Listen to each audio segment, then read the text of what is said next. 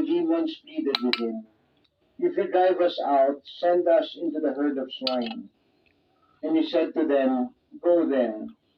They came out and entered the swine, and the whole herd knew what had happened to the demoniacs.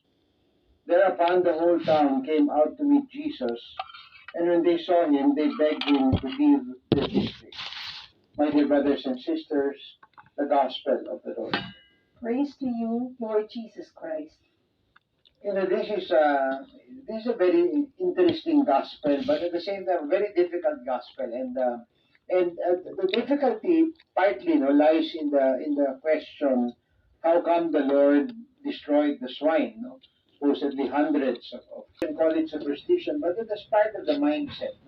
So for the two men to be convinced, that they have been exorcised, the Lord had to show them physical evidence, that the demons have been removed and that they were alone.